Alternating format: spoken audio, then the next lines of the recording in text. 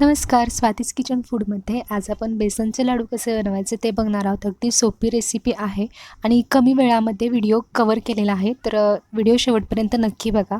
आता इथे न रेलणारे आणि गोल गरगरीत लाडू तयार झालेले आहेत. एखादा लाडू मोडून बघूयात.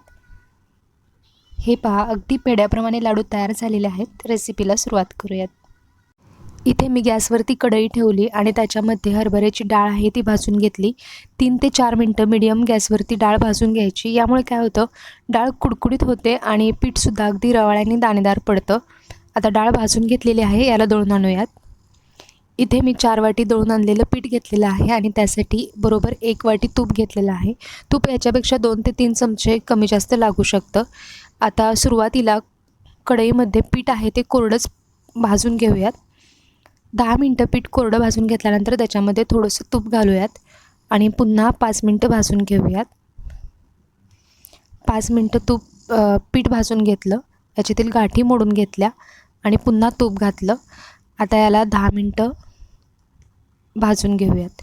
याच्यामध्ये गाठी गुठळ्या असतील ते तूप घालत घालत मोडून घ्यायच्या आहेत आणि फास्ट गॅस न करता अगदी मिडियम गॅसवरती पीठ एकसंध भाजायचं आहे. 20 ते 25 मिनटं लागतात. आता हे बघा, याच्यातील गाठी आहेत त्या पळीने फोडून घेऊयात. जेव्हा आपण थोडं थोडं तूप घालत पीठ भाजत असतो ना, त्यावेळेस एका स्टेजला हे सुटसुटीत असणारं पीठ एका ठिकाणी असं जमून येतं. आता तुम्ही इथे बघू शकाल, कढईमध्ये हे पीठ एका ठिकाणी जमून आलेलं आहे. त्याचाच अर्थ जवळजवळ आपलं पीठ भाजलेलं आहे. आता याच्यामध्ये 2 चमचे तूप घालूयात. ज्यावेळेस पिठामध्ये तूप शोषून घेण्याची प्रक्रिया थांबते, त्यावेळेस पिठाला असं तूप सुटतं. त्यावेळेस पिठामध्ये आणखीन तूप घालायचं नाही. आता याच्यामध्ये 4 चमचे दूध घालूयात, म्हणजे पीठ आहे ते छान सुटसुटीत आणि दाणेदार होईल आणि लाडूसुद्धा त्यामुळे छान होतील. आता पीठ परातीमध्ये काढून घेतलं आणि थंड झाल्यानंतर 3 ते 4 तासानंतर याच्यामध्ये 1.5 वाटी पिठी साखर घातली. पिठी साखर पिठामध्ये छान मिसळून घ्यायची आहे, एकजीव करायची आहे. पिठी साखर बनवतानाच मी याच्यामध्ये वेलची घातली होती, त्यामुळे वेलचीचा फ्लेवरसुद्धा याच्यामध्ये आहे. त्यानंतर याच्यामध्ये काजूचे काप घातले आणि हे लाडू आहेत ते वळून घेतले. लाडू वळताना याच्यावरती पिस्त्याचे काप लावले.